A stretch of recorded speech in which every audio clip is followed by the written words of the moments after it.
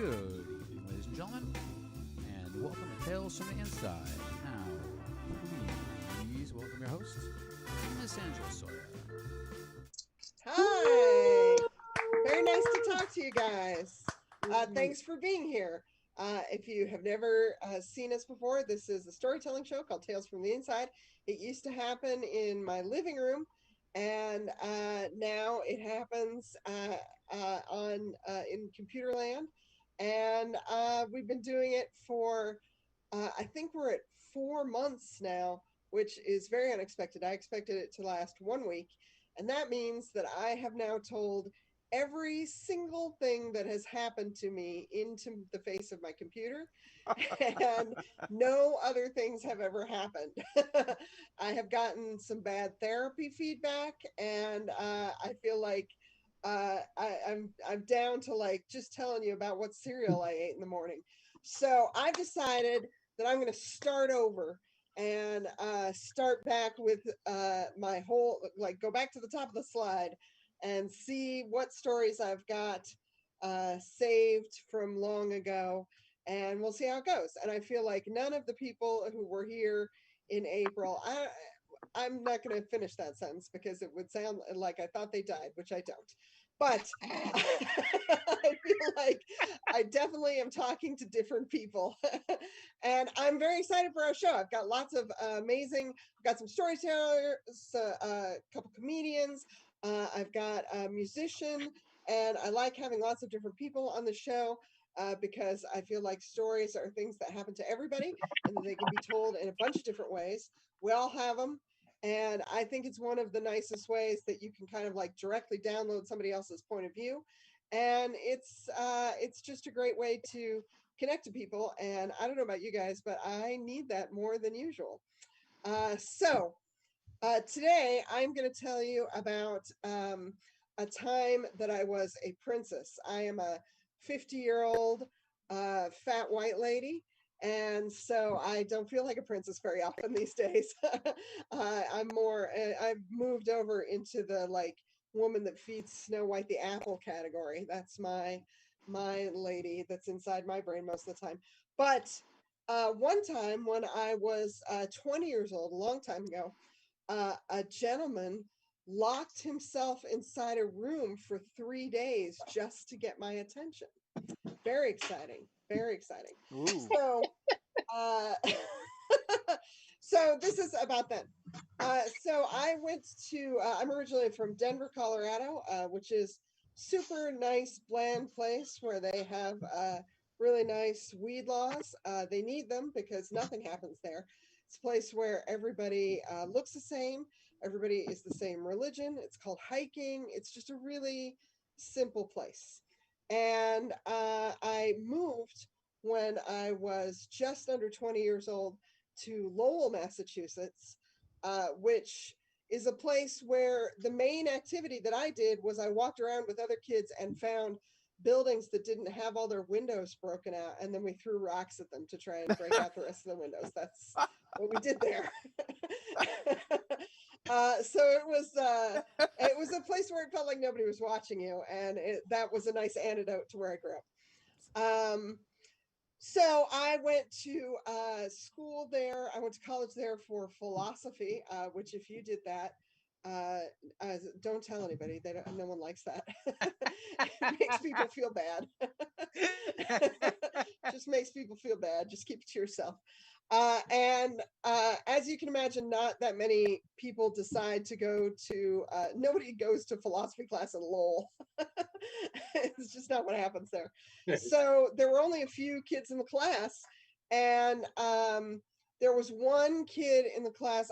At that time, I had just found out that there was like other music besides the Eagles on the radio, stuff like that. So I was very excited about it, and so I gave myself home haircuts and bleached my hair myself, and like went to the thrift store and bought clothes that didn't fit, and decided that I looked really edgy, but I just looked like I bought clothes that didn't fit. So I had shaved a big chunk out of my hair and dyed it lime green, and then I let the rest of my hair like flop over it. And one of my teachers during that, while I had the haircut, asked me if I was undergoing chemotherapy. It did not look good, is what I'm trying to tell you. But the only other person, basically, I had shaved like a big ring around the back of my head and dyed it lime green. And one other person in my class, they had shaved the exact opposite part of their head and dyed that lime green. We were like matching lime green head people.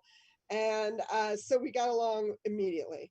And one of the first things that guy said to me, the guy's name was Marcello, and one of the first things he said was that he was having trouble getting along with his parents. And I had just left home because I was having trouble with my parents. And I was like, oh, parents are the worst. You got to move out. It's so much better. You got to move out. Your parents are wrong. Definitely. They're villains, whatever that, I was 19 years old. So I was like, they're villains. They're evil. They're trying to mess with you. You should move out. Come live in my dorm room. And that is what we did. I moved a guy who I'd known for a couple of weeks into my dorm room in secret. And the way we did it is me and my dorm roommate, we would get up every morning and we'd go to the student cafeteria in another part of the building, and we'd fill up bags with all the food that we could, and then we'd bring it back to the dorm. And Marcello would just stay in there all day and not leave and eat whatever we brought. And we kept him in that room like a pet. It was not okay, but it worked out fine for all of us. Seemed like it was going to go just fine. So at some point, I realized when you live in a dorm, especially if you don't have a house to go back to, every few months you have to like figure out how to get an apartment, and it's at a time when you don't know how to do that very well. So I realized after a month or so of him living in my room that summer was coming, and I didn't know how we were going to handle that. And I thought to myself, you know what? We'll figure it out. If we got time, we'll figure it out. And then summer got closer, and Marcello still didn't ever leave the room. He stopped going to class. He didn't have work. He just subsisted off whatever weird food we brought him from the cafeteria. And eventually I like crossed the bridge and brought it up. And I was like, hey, when summer gets here, I'm going to have to get an apartment. Do you want to get an apartment with me? And he was like, oh, that sounds great. That's a great idea. And I was like, okay, well, I can't afford an apartment for both of us. So if we do that, you have to come up with some of the money for it. And he was like, yeah, no problem. We'll figure it out. Months went by, and still he was just in the dorm room all the time. And eventually I started to freak out. And so I started looking at apartments and I would tell them, I'm looking, but there's this other dude who wants to move in too. And usually people would be like, that's too much personality. Yeah, like you can't just be like, there's a ghost guy coming also. But one apartment that I looked at, I told them that I was like, hey, I'm interested in this apartment. It was super cheap. And it was right across the bridge from our dorm room. And the other people were much older. They were a whopping like 21, 22 years old. So I thought they were real adults. And I was like, hey, I'd really like to take this place because it's great and it's affordable. But I have this guy who says that he's going to move, but I don't really realize how he's going to move. And they were like, you'll figure it out. So it gets closer and closer, and I don't know what to do. And finally, the day of moving out arrives, and I tell Marcello, like, hey, I don't think you have any money available to you because I know what you've been doing all day. And I keep telling you, but you didn't do anything about it. So I have to move. I don't know what you're going to do. And he got very angry at me. And I didn't know how to respond to that. So I just moved. And then I just didn't see him for a few weeks. And I was busy getting settled into my new apartment and meeting my new, very mature 21-year-old friends. And, they took me to the school library, and I thought it was a really big deal. And so I didn't know what had happened to him. And then one day I'm crossing that bridge, which is between the school and my new apartment, because Lowell's not very big. And I see Marcello's best friend on the bridge coming towards me, and he recognizes me while we're still far away on the bridge, and he starts walking much faster, like really pumping his arms, very upset. And he and Marcello, this best friend, they were in a non-existent hardcore band together. That is a band where you make up a lot of names for it, and then you get together and you drink, you split a 30 pack of PBR, and then you go home. That's how that band works. And they had a very good time being in that band. Their name that they often wanted to be was Ritual Silence, which I thought was very funny for a band that made no sound. So I see this guy coming across the bridge, and he's super upset, and he gets up to me, and even before he gets close enough to have a real conversation, he starts yelling, and he's like, "Do you know what you've done?" And I was like, "What have I done?" I had no idea. And he gets closer, and he's like, "You really pushed Marcello over the edge." And I was like, what are we talking about? What happened?"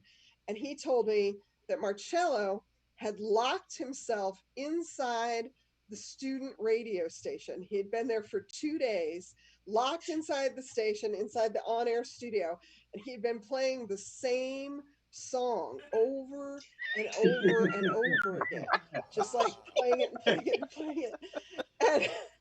And I don't mean to be crude or crass about it, but I wasn't that upset for him. I was just like, "What song?" and his friend was like, "It's Promises, Promises." And I was like, "I don't know what song that is." And I was like, "Oh, Naked Eyes, the hit Promises. You made me promises." And he was like, "No." And I was like, "There's another song by that." And the Marcello's best friend was like, "It's your favorite song." And I was like, "No, I've never heard of it." I don't know what song we're talking about. So he had been there for a couple days, and then a day later, a janitor came and unlocked the door. And luckily, Marcello did not get in very much trouble because it was just a student radio station at a college. And so they just let him out, let him go home. And he went back and lived with his parents, who it turns out were not the devil. They were just mad at him that day. And Marcello was so angry that the hardcore band turned real. They became a real band, and they played 2 shows as Ritual Silence and made T-shirts, and then they broke up and went back to PBR, which is fine. They did well. And so that was my brush with greatness, is that I founded Ritual Silence. There was a time that I felt like a princess. And I looked up many years later, I looked up to try and figure out what the song was. And there is a song by Generation X, the band that spawned Billy Idol, that's called Promises, Promises. And so at one point, like 20 years after the fact, I talked to the best friend, and I was like, "Hey, was it this song?" And the guy was like, "No, I can't believe you don't know what song." I still don't know. So that's my story of what it's like to be a princess. We have such a great lineup for you. I'm so excited for you to watch this tonight. Your first performer for the evening, this guy is great. He runs a really cool show on WGBH that is partly connected to Mass Mouth, which is a storytelling group that just kind of wound down. And I'm so glad that I'm going to get to see him on lots of stages, because he's really, really good at storytelling. Have him all the time, wherever I can. You guys are going to adore him. Please welcome Harold Cox. Hello, except that's not Harold Cox. No, that's Roz Moshe. He'll get here. Well, we could try. We could change places. Would you like to tell my story, Roz? Hi, everybody. This is Harold Cox. So when I fly on an airplane, I like to make certain that I take 3 things with me. Always, I have to take 3 things with me. I need to take a book. I need to take one of those neck pillows, you know, those fluffy neck pillow things. And I also need to take my big ears. Let me explain. When I fly, I have a lot of difficulty. There are a lot of people like me that have the same kinds of problems with their ears. When the plane takes off, everything is fine. When the plane is climbing, everything is fine. When the plane is going forward, everything is absolutely fine. But the very moment that the plane begins to descend, I start having problems with my ears. Now, it has to do with equalization of the pressure in your head and things with eustachian tubes and all that stuff. And that's the scientific stuff. The reality is, it is one of the worst things that can ever happen to you. And there are a lot of people who experience this exact same problem for me. Now, a lot of people have tried to figure out what to do, and they've been successful in doing that. They'll do things like chew gum, or maybe they'll swallow, or maybe they'll drink water, or there are a number of yawn. There are a bunch of different kinds of things that people will do. None of those things work for me. Absolutely none. When the plane starts going down, for me, it is like the worst thing ever. It feels like my head is going to burst. I want to pull my clothes off. I'm sorry to leave you with that image at this moment, but I'm going to pull my clothes off. I am sweating. It is just absolutely horrible. Well, one time I was on the plane, and this was beginning to happen to me, and I was absolutely one of the worst times that could ever happen in my life. And the airline stewardess passed by, and she said, "Sir, I think that you're probably having problems." I said, "Yes, I really am." And she said, I bet it's your ears." I said, "It absolutely is. It's my ears." She said, "Look, wait, I got a solution for you. Just hold on a moment." So she went back into the galley kitchen, and she took two of those cups, you know, the kind that they put water in or soda or some kind of liquid. And then she took two paper towels, and she wet both of those paper towels with warm water. And then she put one paper towel in one cup, and she put the other paper towel in the other cup. So it was like a cup with two warm compresses in it. She brought these back to me, and she said, "Sir, I want you to put these over your ears." You know, at this moment, I would do absolutely anything. So I said, "Okay, that's fine." So I took the two cups and I put them over my ears, and like magic, I have never felt relief like that ever. The plane was able to land, everything was fine. So what I discovered was a solution that I had never had before around how to deal with my ears. All I needed to do was to have these cups over my ears, and everything was fine. So I got to the place that every time I got on the airplane and the plane would begin to descend, I would ask for these two cups with warm compresses, and they were kind of like what I called my big ears. I would get them, everything was fine. I did this for years. And then one day I got on the plane, asked for my big ears as usual when the plane was beginning to descend, and she brought them to me. And then just as the plane was beginning to get closer to the ground, she came back and she said, "Sir, I need you to know the plane is about to land, and we need to pick up all the service items." And I said, "Remember, ma'am, I need these because these are for my ears. This is the relief that I have. You probably forgot." And she said, "No, I remember. But we have to pick up all of the service items because the plane can't land unless we have the service items." And so I thought maybe she didn't understand me and said, "You know, man, remember I need these. These are for my ears." She said, I really do understand, sir." She said, "I need to pick them up." And so, you know, I thought, well, I don't really know what's going on here. I don't know what's the relationship between the cups and landing, and I don't understand that, but I know that I need these cups. So I said again, "I need them." Well, she became a little bit more indignant. "Sir, I need those cups." And I became equally indignant. "Ma'am, I've got to have these cups. These cups are for me." "Sir, I need those cups." And so we were going back and forth, and it was getting louder and louder. And then at one point, she looked around, and everybody in the plane had stopped doing what they were doing, and they were just listening to us. They were paying attention only to us. And so she thought, one of us needs to be an adult. So she lowered her voice because I wasn't any place close to being an adult at that moment. And she said, "Sir, I need you to know these cups don't really work. This is what we give to kids when we want them to think that something else is going on and we can just get their attention on something else. And besides that, they look pretty stupid. Well, all right. So at this moment, I don't have can't do anything but give her the cups. And now the plane lands, and I realize I have a problem.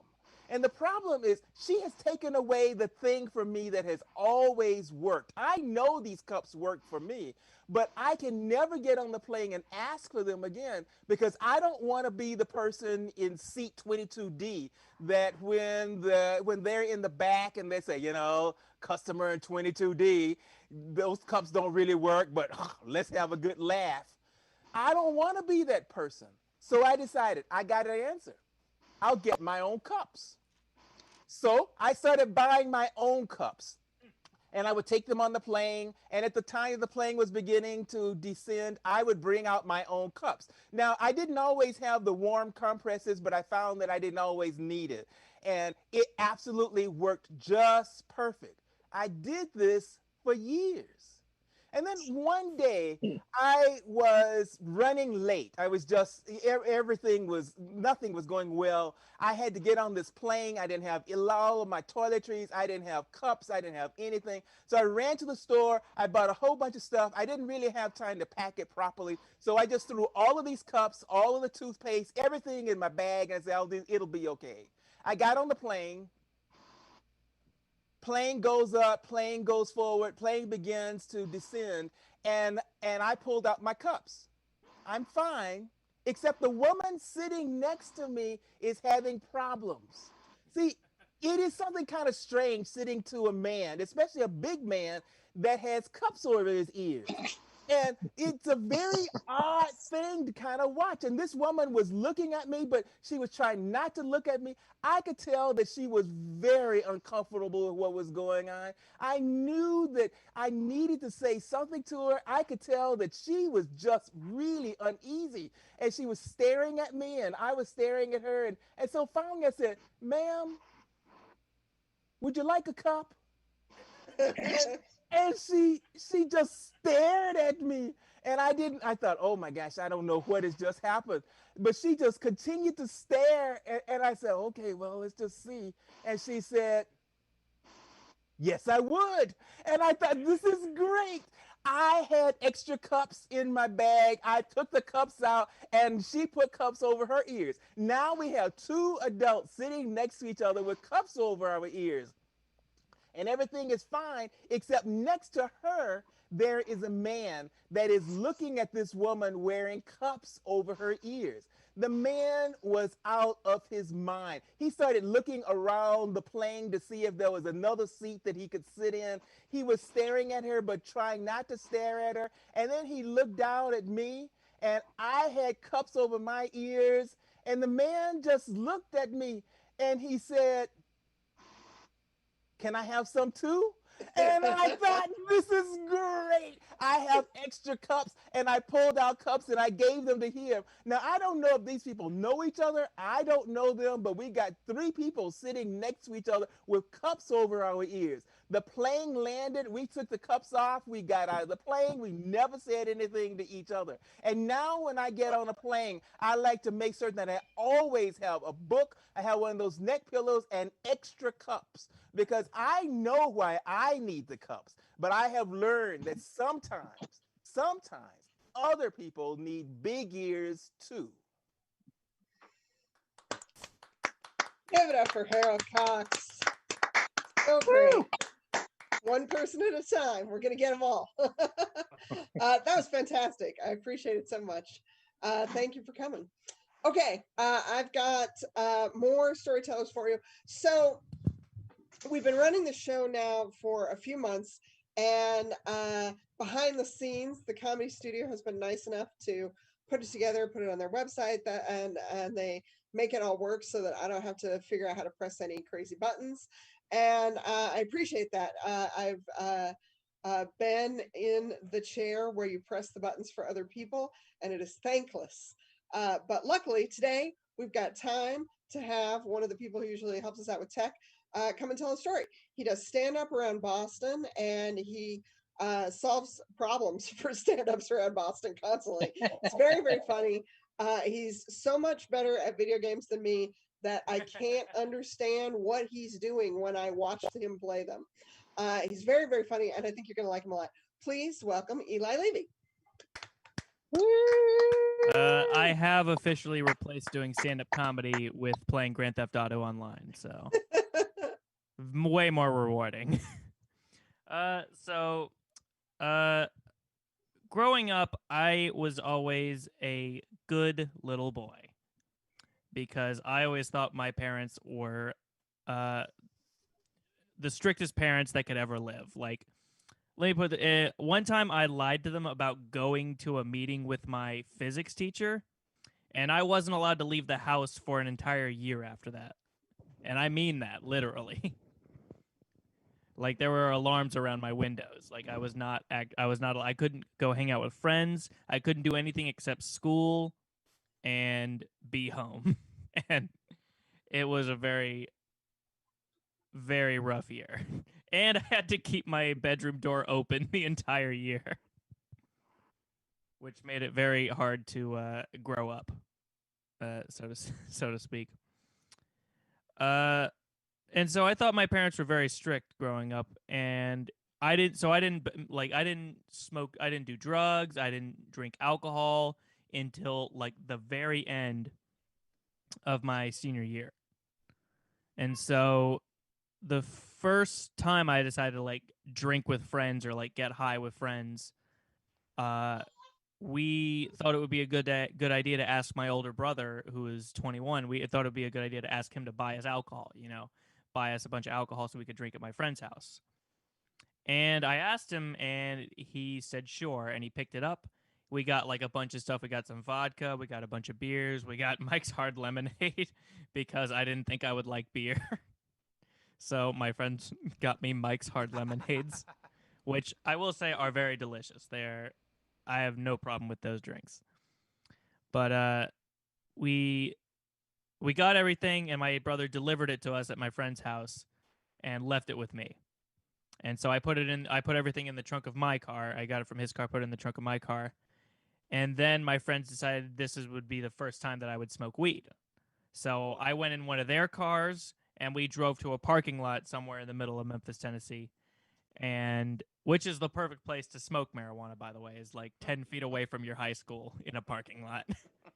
I would highly recommend it.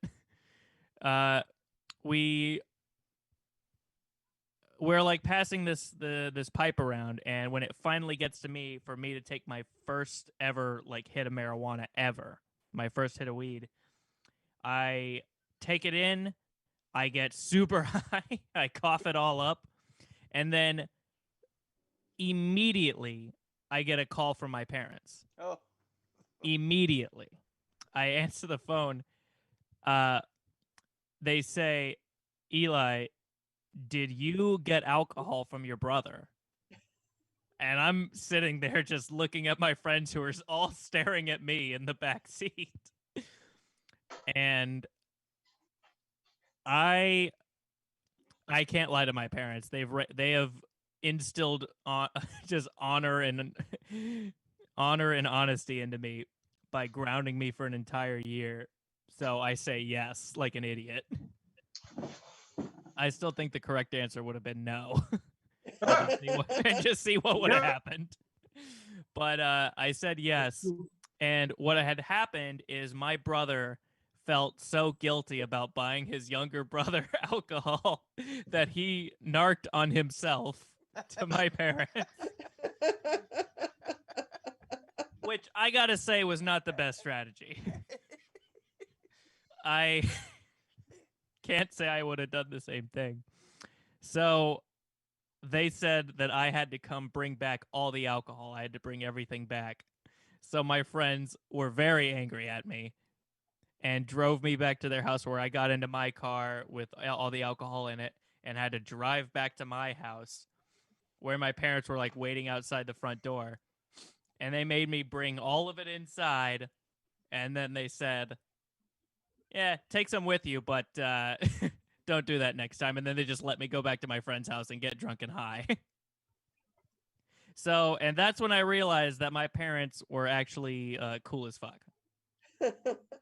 My mom, ever since that happened, like I was getting high at home one time. I was like rolling a joint in my room, and I didn't think that they knew. My mom like opens the door, just looks at me with the joint in my hand, and just says that there's ice cream in the freezer if I want it. And that's when I realized that my parents only cared about honesty, and that was it. Literally anything else was a full go. And that is my story. Nice job. Woo! Eli, I don't know about you. I also had parents who made me have the door open, especially when I was in trouble. And I think that's why I'm okay with letting my roommates see me in my underwear now, just like running to the shower. I had a sliding door growing up, which is even worse. Say that again? I had a sliding door when I was growing up. Okay. Like one of those just like big wooden sliding doors. And I just had to keep it open like a kitchen. I hear you.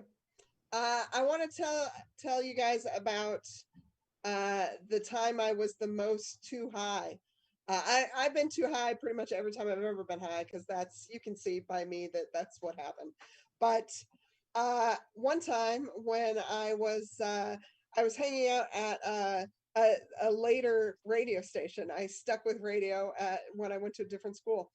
And I was hanging out, getting ready. I was very excited. I was like getting records ready to play on the air. I was deciding which ones I wanted to have. And even though no one ever listened to the show, I was super excited to be like, this one, and then this one will be so cool. And I'm doing that. And this girl who was just a couple years older than me walked by, and she was like, hey, come with me. And again, I wasn't very old. I was like 20, 21. So I just went. I didn't ask any questions. I just followed her. And we went outside the building and like 3 or 4 blocks away. And I just kept following her and not asking any questions. And then we got in her car, and then and there were a bunch of people in her car, and they all lit up, and we hotboxed in the car. And very quickly we found out that I was not cool enough to hotbox. Because I didn't like hold my weed well, and was like, whoa, and they were very bummed out. So I got kicked out of the car after like 5 minutes. They were like, you have to go back to the radio station. And I got out of the car and I couldn't walk. I couldn't like stand up. I was so stoned. So the girl whose car it was had to like help me back across the street a few blocks and back into the building. And she like took me all the way back to where the records were and sat me down. And she was like, when are you on the air? Like, when you have to be ready? And I was like, oh, not for like 4 or 5 hours. And she was like, good, just sit right here, don't do anything. And what I ended up doing, I was very freaked out. I got super paranoid. So I convinced myself that the only way that the government and its pile of German Shepherds that were clearly coming to arrest me personally right then and there in that building, the only way to keep them at bay was I stood up and I took a record, like this big library, this big wall shelf of records. I took one like 1/4 of the way out of the shelf, and then just put my hand on it and waited.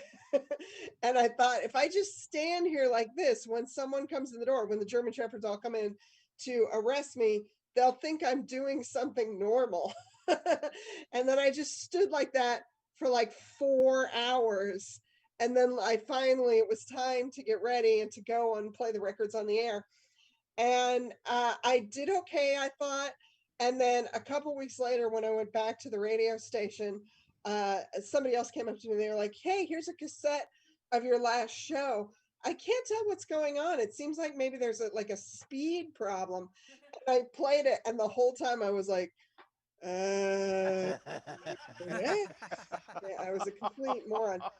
Luckily, it was the goth show, so everybody just thought I was being creepy, and it was no problem at all. Okay, so your next performance. One of the things I like about the show is that we can do whatever we want because nobody cares and it's fine.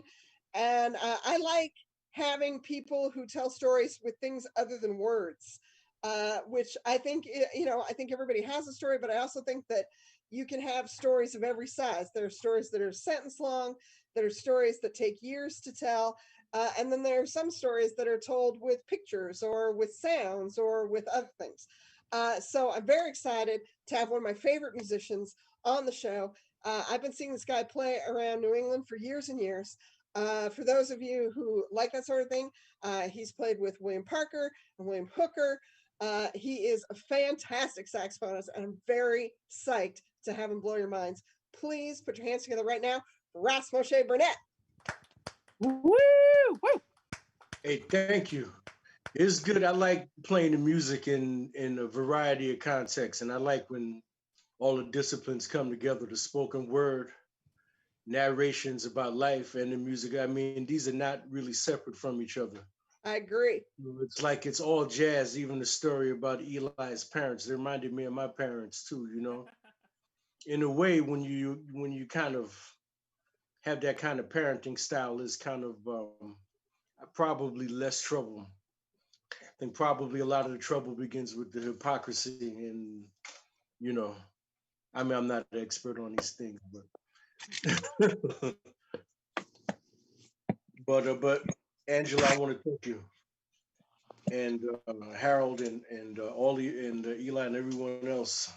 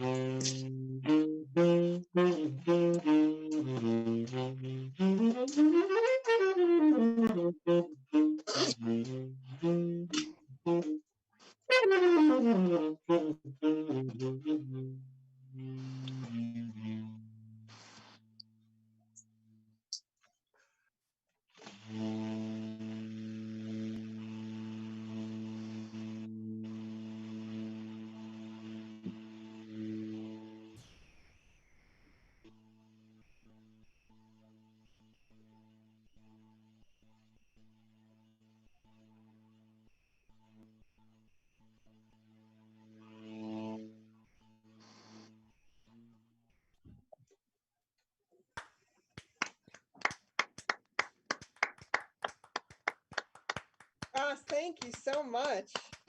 Thanks Tell me, for are having me. you in Brooklyn right now? Where are you hiding out these days? Oh, I'm still in the New York area. I'm joining you from Vermont right now. Oh, you're in Vermont right now? Yeah. Are people getting together to play there? Yeah, right up the street, they were doing like a Dixieland thing every Wednesday afternoon. Nice. Yeah, Nice. yeah. Tell me By where way of people. Brooklyn. Yeah. by way of Brooklyn. Tell me where people can find you if they want to hear more stuff that you've done.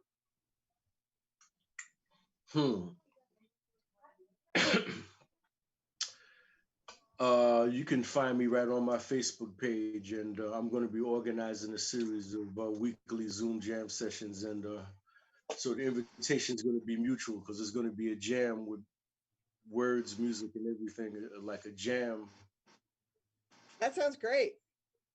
multi-dimensional jam. I love it. Stay on the lookout for that. Nice. And I like everybody's invited to be part of that one too. Coming, in fact, that's coming pretty soon. So let me know. I'll be there.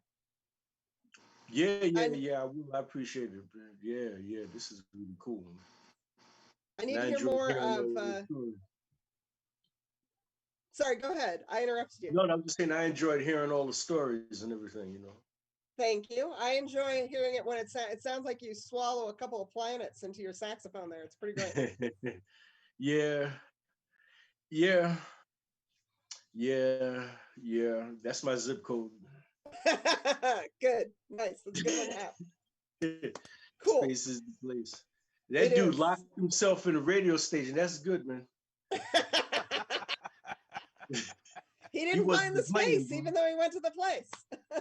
He wasn't playing. That's right. One more time for us. We'll show you guys. That was fucking great. Thank you so much. Hey, one time to follow up on Eli's story. One time I lit up in my, and I'm saying this publicly on a Zoom meeting too, but this was so long ago. I lit it up in my grandparents' garage, but I forgot about the concept of the air vent. But what it did was went up and saturated the whole first floor of her house. So 10 minutes later, I heard somebody calling out for Jesus like 90 ways, you know.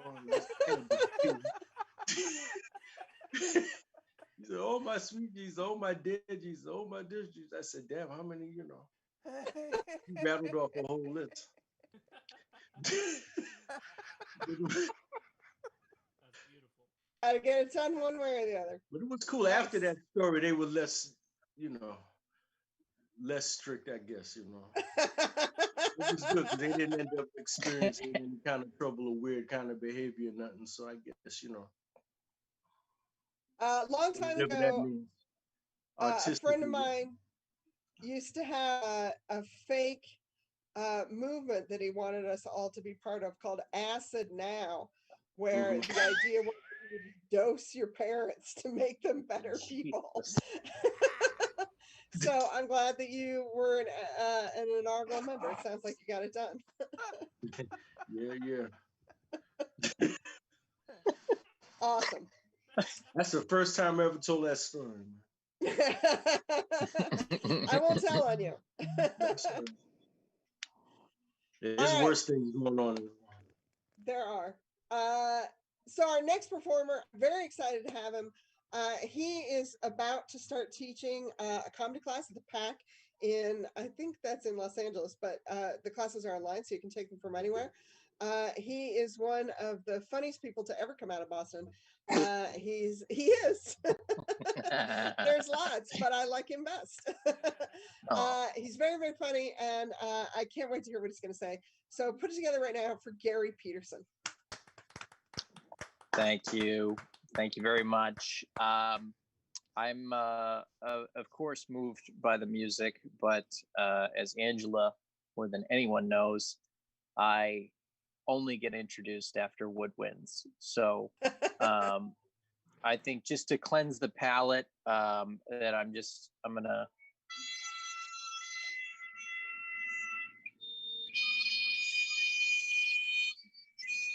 All right, that's my intro song. I have a tale to tell, and it was not an easy story to come up with. So if this isn't funny, or if it makes you weird or uncomfortable, I lived it, and I'm okay, and you'll be okay after listening to it. I do love everybody. I hate Confederate statues despite this beard. There's a lot of things that I just want to address before I begin speaking. All right. My theme was home, which I would imagine would be easier to talk about if I liked home, but I didn't. I grew up in the suburbs and of Massachusetts, and it was a super weird town that used to have an air base that mattered and then just suddenly did not, and the town kind of slowly just became a Walmart. So when I grew up there, my parents, they didn't get along so well. They unamicably split, but still continued to live within the same house for 4 years, and those 4 years was when I was in high school. So it was a time in my life that I don't remember being home a lot.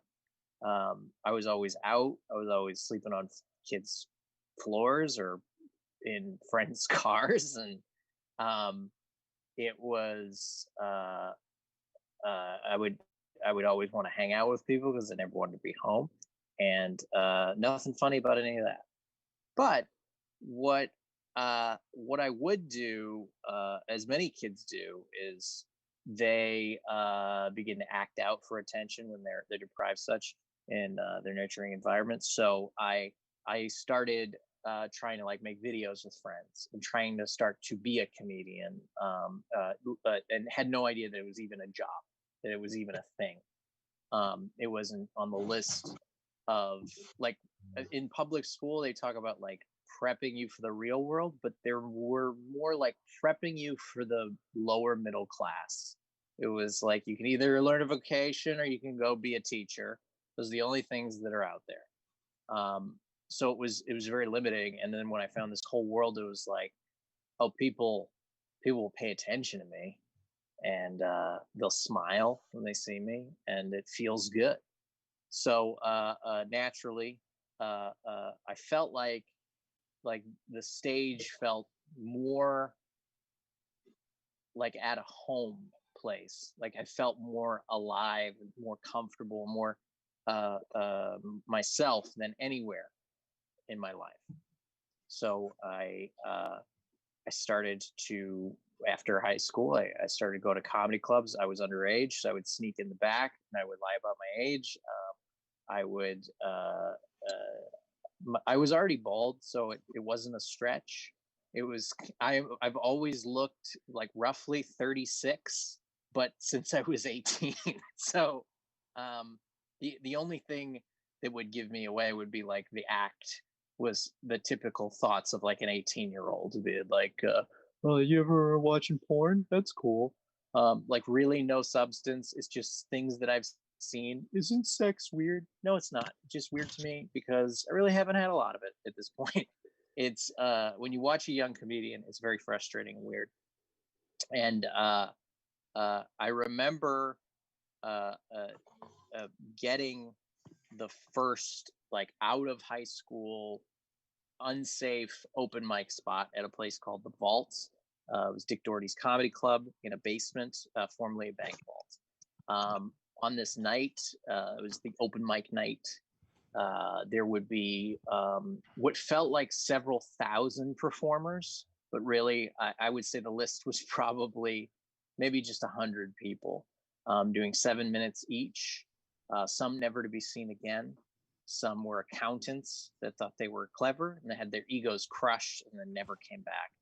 Some were professional comics that were working, and that was cool. And then there was celebrity drop-in. So Gary Goldman shows up. I had known of Gary Goldman because at the time this was like the Dane Cook wave, where he was on every medium, Comedy Central, HBO. He had a reality TV series on there. He is in every third movie where they need goofy guy. And Goldman was right alongside Gary. And, Gary was right alongside Dane in terms of like fame in Boston comedy. And he did this 20 minutes, and all my friends that came were like, "Oh my God, that's incredible." No matter how shitty I do, it doesn't matter because they got to see like somebody they really liked. And I go up, I do a pretty bad job, but I do a pretty long job too. I go over my time, which is a sin. And I wasn't funny, and I wasn't good. And I remember nobody made eye contact with me in the back where all the comics or open micers were. Everybody was just eyes like, don't even look at how this person is so unfunny. You'll catch it. And I was like, well, this sucks. And all my friends came in together with me, and my sister's here, and this is going to be weird. And I know I want to be good at this. I just don't know how. And we're waiting for the mic to end. This guy goes up on stage, and he takes one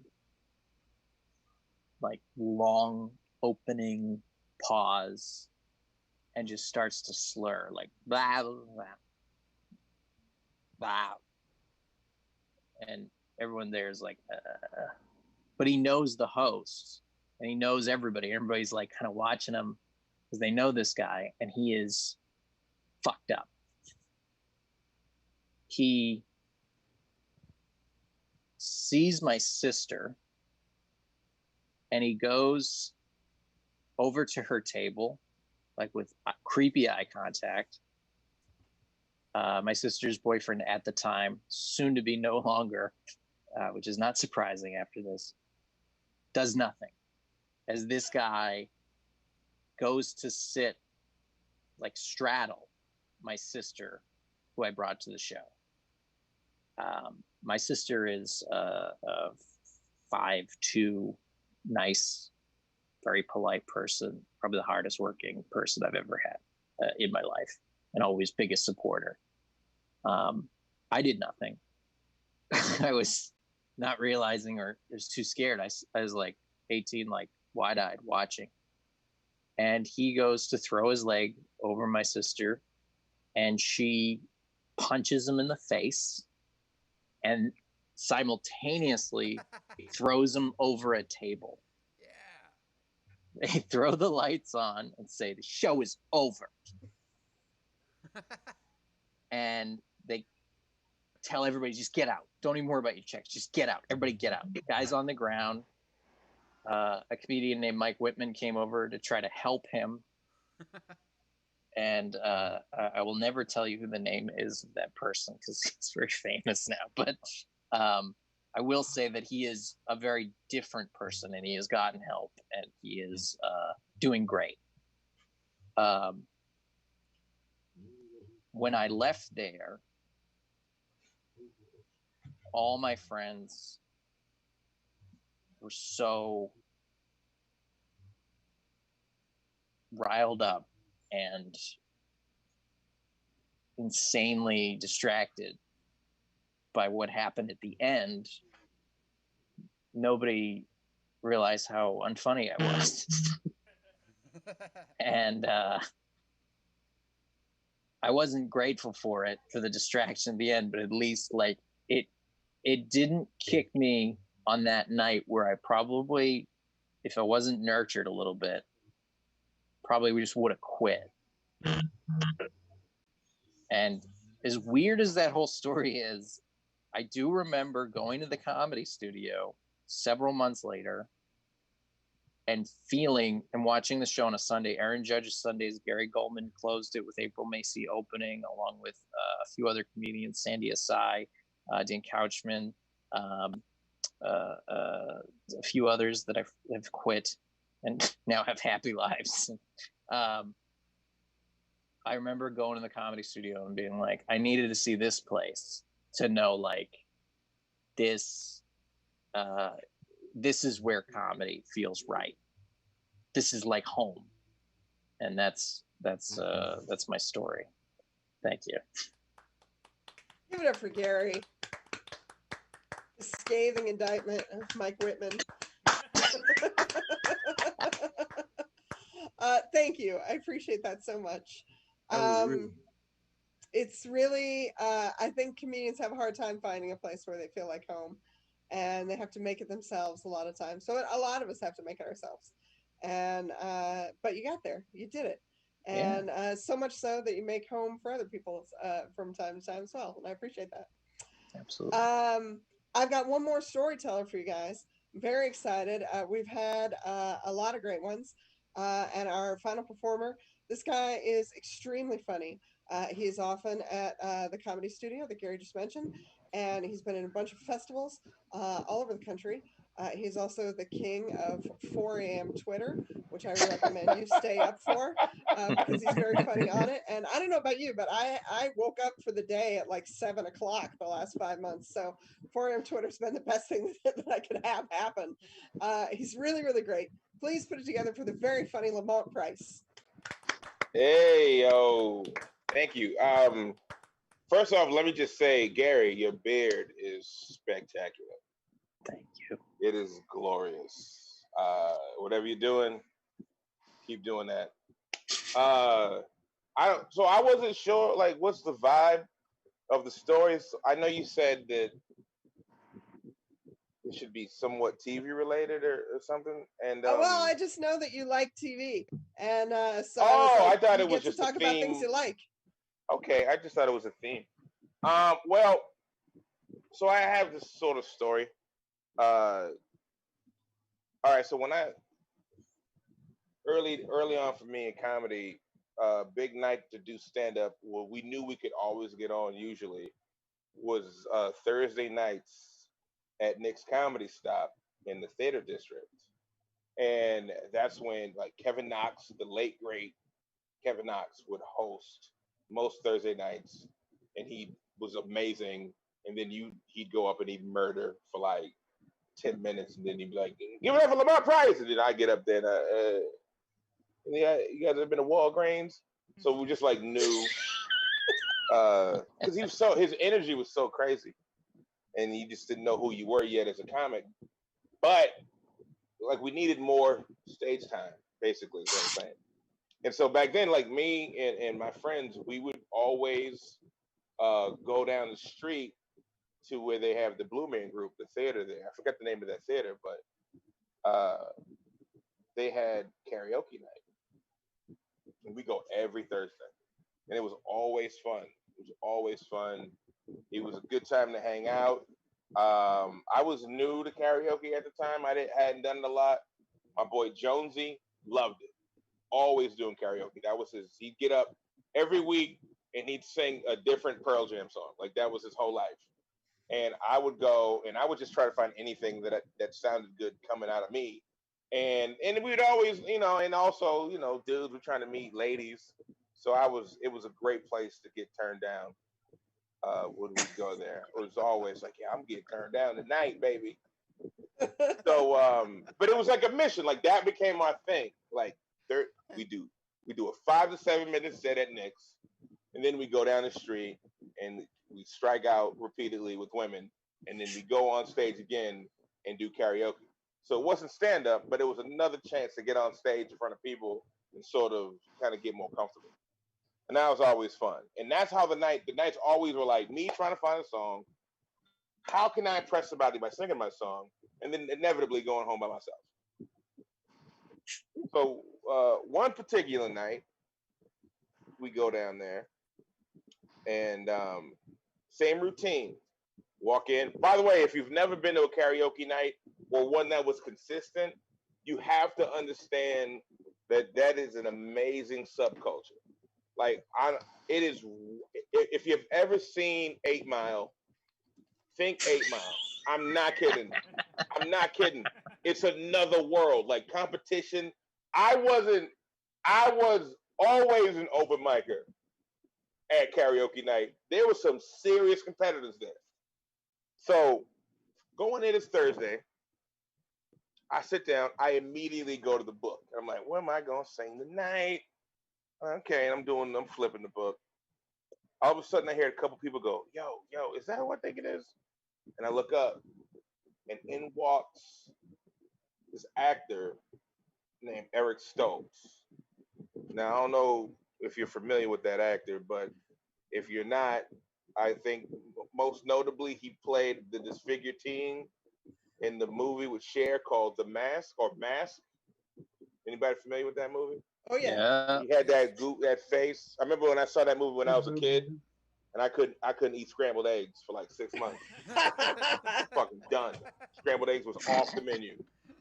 And he was in that. And trivia question, he was the original Marty McFly in Back to the Future.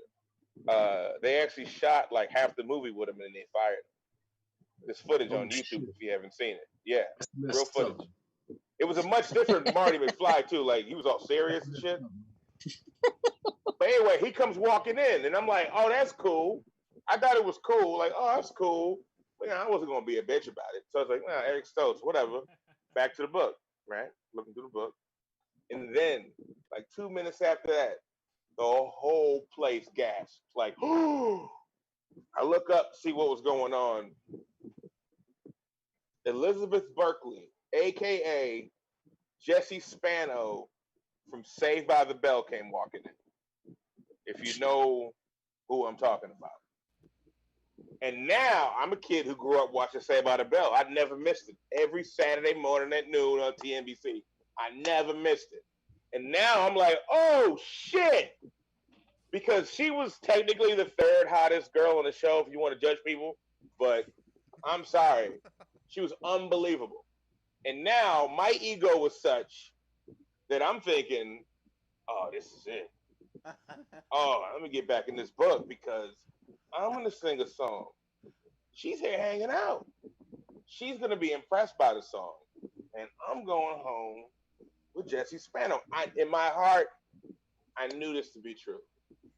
I knew this was going to happen. And at the very least, I knew I was going to get to hang out with her a little bit. I knew it. There was no way it wasn't going to happen. Because she was in there with Stoltz and then an entire group of other actors.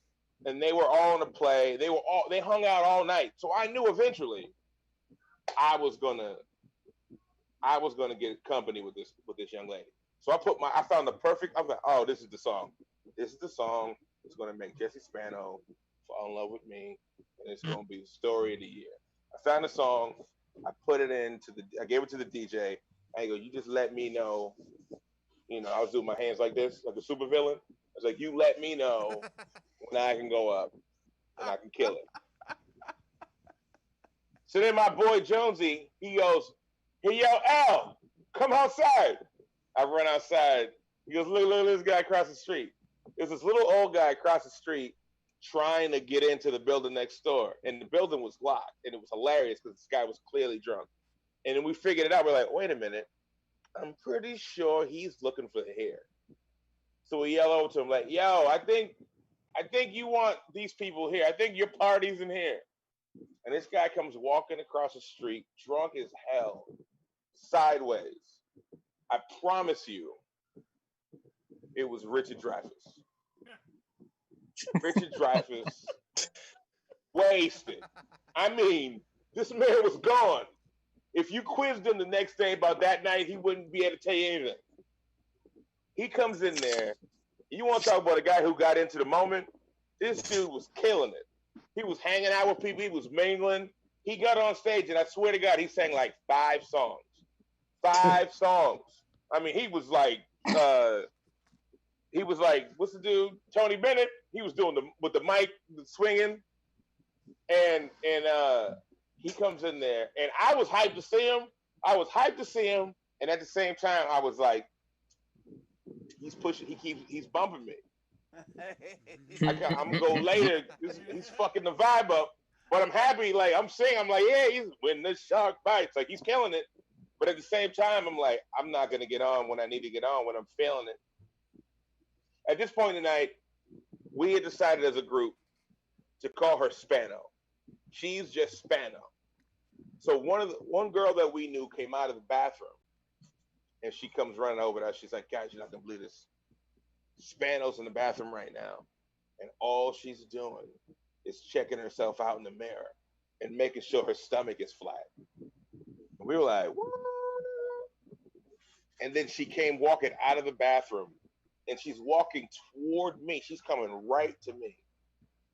And I look at my friends, and I give them, I go, watch this. And then as she gets right here, I go, and then I had nothing. I had nothing. She just kept walking. She smelled amazing. It was like strawberries or something. It was like she just kept going. I think I was like, when I wake up in the morning. So I was like, shit, I gotta kill it now. I gotta kill it on stage. Dreyfuss is still up there singing. At one point in the night, another girl in their group gets on stage and she starts singing that. Anybody remember that song, Fever? You know that song, like, you give me fever, bam, bam. In the morning, fever all through the night. You know that song? Yes. It's all sensual and shit. Well, this girl gets on stage and she's singing that. And the whole place is feeling it because she's killing it. And then I happen to look over into the corner. And the entire cast of their play kind of occupied one side of the room. And they were like these booths. And I would never lie to you. Spano was giving another girl in their party a lap dance. And if you guys remember, she was in that movie Showgirls. Giving her a straight up, full on lap dance. This is right now. No clothes came off. It wasn't like that, but I mean, it was enough of me and my friends to do that Three Stooges head over head thing. We was like, hello, hello, hello, like, and we kept going. Yo, you guys gotta back me up because nobody's gonna believe this shit. And now she didn't get naked, but she had like a little hoodie on, one of those zip up joints, and she like unzipped her hoodie and then like opened it. She had a little tank top on. And it was a lot of rubbing and touching, but not more than that. But that still was enough. I couldn't wait to call my friends. So one more part of this too. Next to the stage where we perform at, there was like this support beam. It just was there. If you'd ever performed there when it was There was a little comedy club in there, like 2011, but I forgot, Tommy's or something like that they called it. It was still like that. It was like that blue support beam right next to the stage.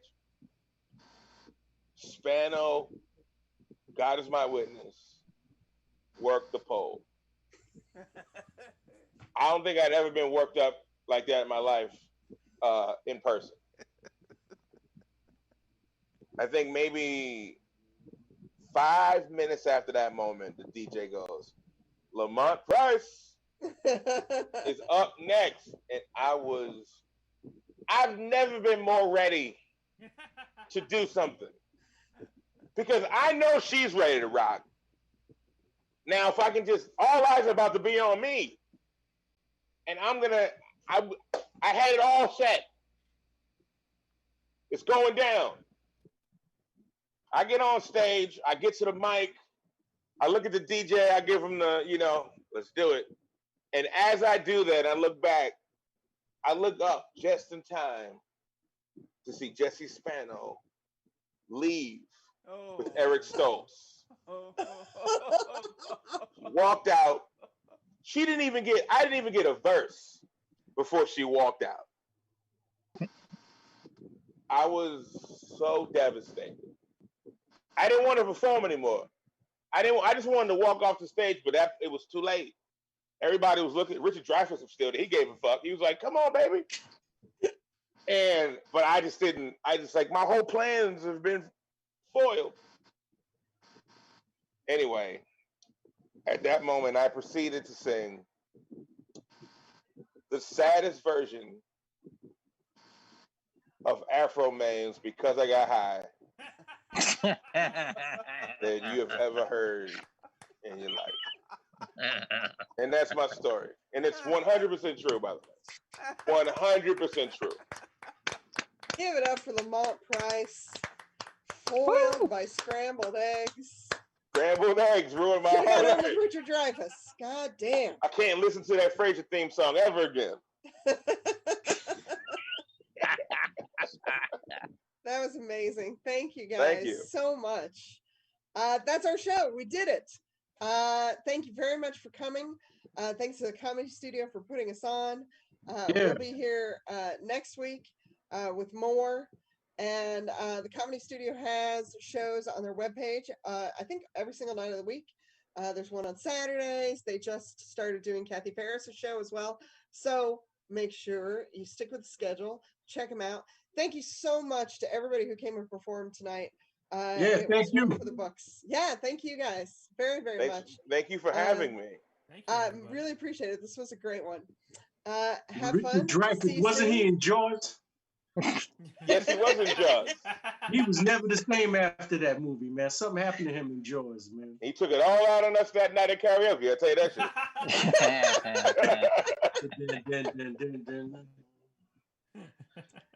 Too good. Thank you guys so much. That was great. Hey, I'll see you guys soon, hopefully. Great job. Yeah. Thanks. Bye, buddy.